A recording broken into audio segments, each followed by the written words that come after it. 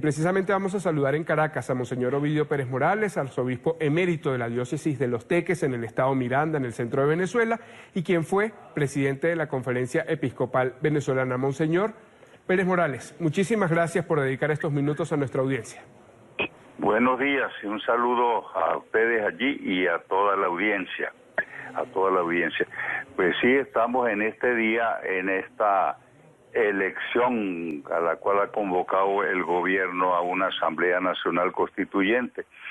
Y la posición de la Iglesia en Venezuela, a través de la Conferencia Episcopal Venezolana, ha sido de un claro rechazo y de la denuncia de esta imposición que hace el gobierno, de esta asamblea que busca transformar a Venezuela en una especie de Cuba o Norcorea. Eso se ha dicho claramente.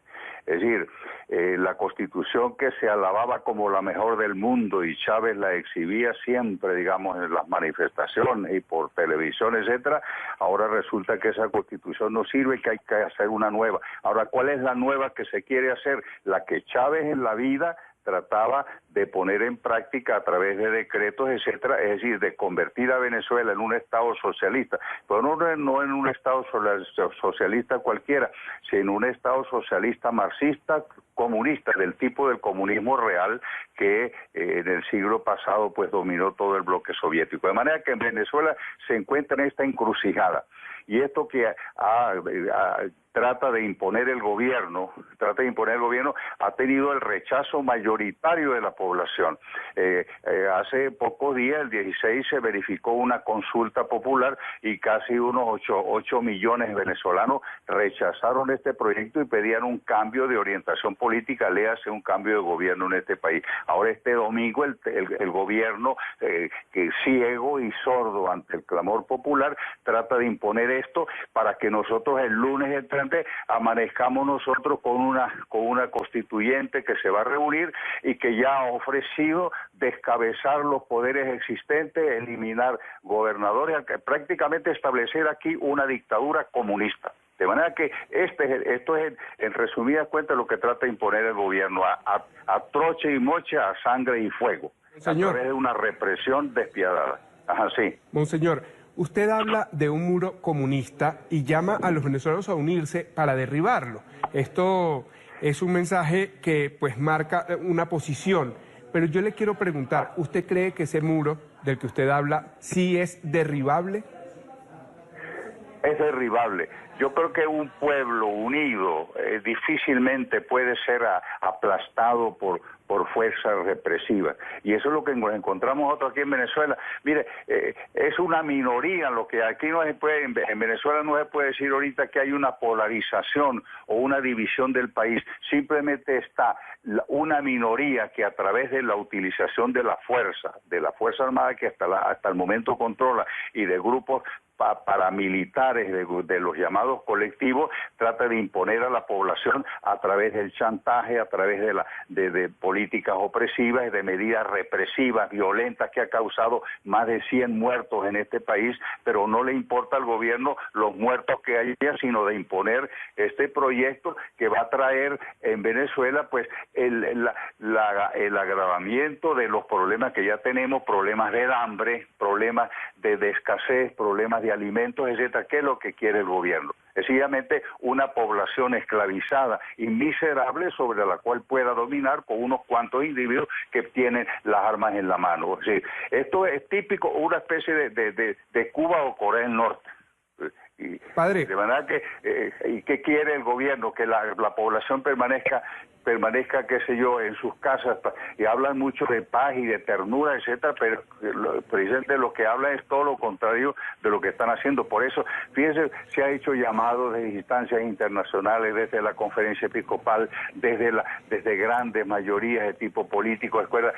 Mira, una constitución lo que buscan hacer es un pacto social que tiene que brotar del consenso de una población, de un país que busca hacer como un encuentro y trazar las líneas fundamentales de su marcha hacia el futuro. Aquí lo que se trata es de la imposición de un proyecto de una minoría contra lo que la Constitución define como el soberano, el pueblo. El pueblo es el que tiene que manifestarse y decir qué futuro quiere. Aquí no, aquí se trata de imponer un proyecto proyecto de tipo totalitario, simplemente.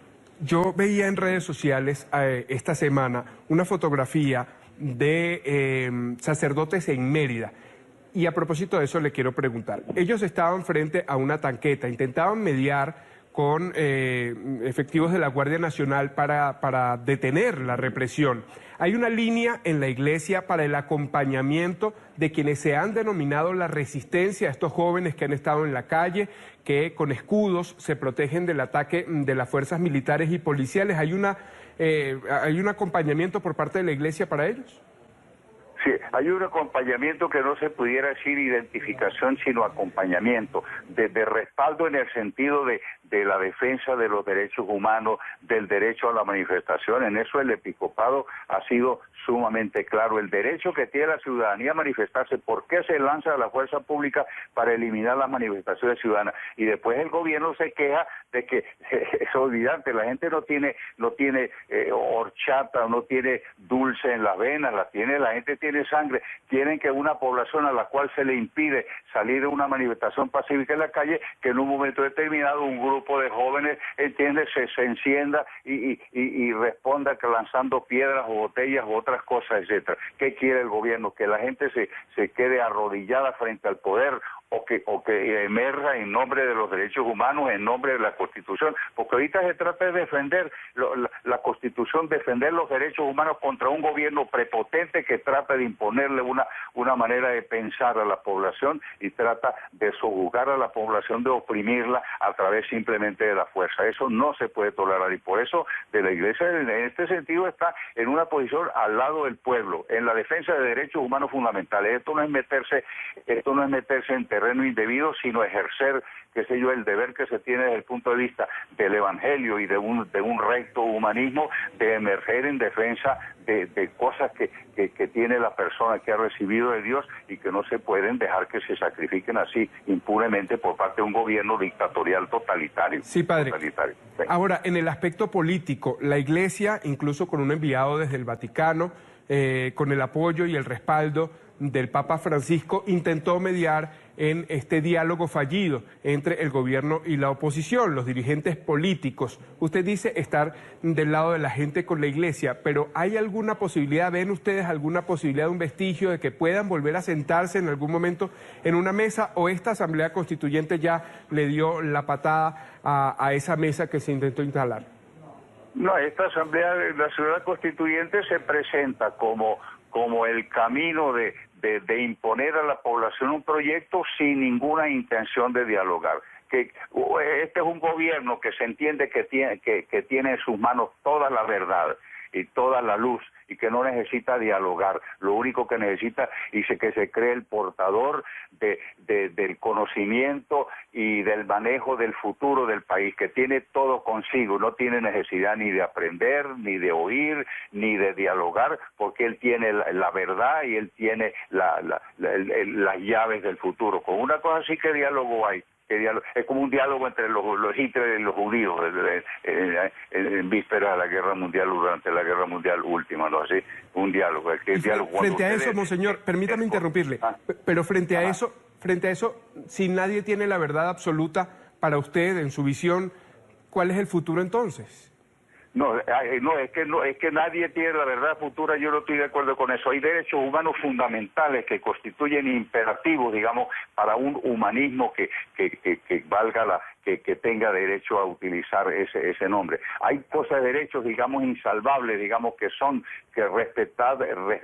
deben ser respetados por todos y que no se pueden violar. Y eso es lo que permite que la humanidad pueda avanzar sobre una base firme. Ahora, cuando usted tiene un proyecto político y tiene un gobierno que viola los derechos humanos fundamentales, que no quiere dialogar, que se cree portador de toda verdad y de todo poder, entonces, ¿qué se puede hacer? Por eso estamos ante una encrucijada tremenda. una encrucijada tremenda, y el culpable de la tragedia que pueda encenderse aquí más de la que actualmente hay, el culpable de la violencia que se pueda emerger gravemente en este país hasta consecuencias que ellos dolorosísimas, es el gobierno. Porque el gobierno que trata de imponer un proyecto y la población está decidida, digamos, a no dejárselo imponer.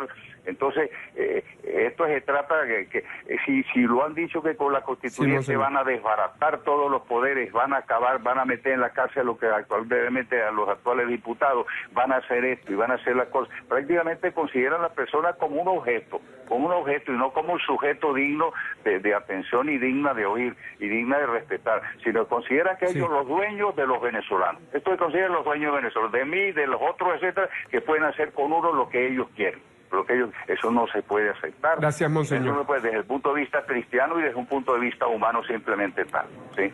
Monseñor Ovidio Pérez Morales, muchísimas gracias por haber estado con nosotros aquí en el Informativo. Gracias a ustedes y gracias por dar esta oportunidad de decir algo públicamente, porque aquí la comunicación social está censurada, está homogeneizada por el régimen, esto es puras cadenas y cadenas del presidente, y lo que se trata de llevar todavía a mayor gravedad en el país, de que nadie aquí hable sino el presidente de la República y el grupo de gente que yo socialista, comunista, metida en el poder. Muchísimas gracias, monseñor Ovidio Pérez Morales, gracias a ustedes. representante de la Iglesia. Estas fueron las noticias más importantes. Si te gustó el video, por favor ayúdame dándole un voto positivo. Tu opinión es muy importante, no te olvides de dejar un comentario de lo que te pareció el informe. Puedes suscribirte al canal y recibir diariamente toda la información. Suscríbete y dale un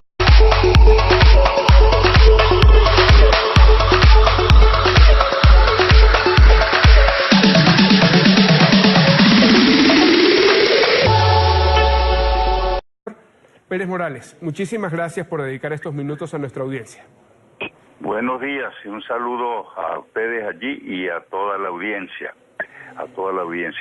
Pues sí, estamos en este día, en esta elección a la cual ha convocado el gobierno. Resulta que esa constitución no sirve, que hay que hacer una nueva. Ahora, ¿cuál es la nueva que se quiere hacer? La que Chávez en la vida trataba de poner en práctica a través de decretos, etcétera, es decir, de convertir a Venezuela en un Estado socialista, pero no en un Estado socialista cualquiera.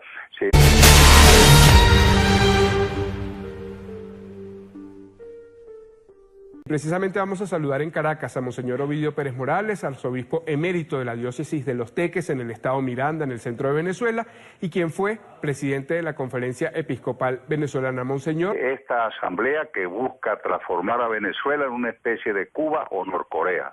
Eso se ha dicho claramente.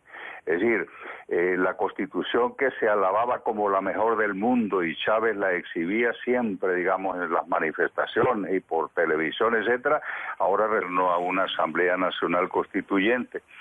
Y la posición de la Iglesia en Venezuela, a través de la Conferencia Episcopal Venezolana, ha sido de un claro rechazo y de la denuncia de esta imposición que hace el gobierno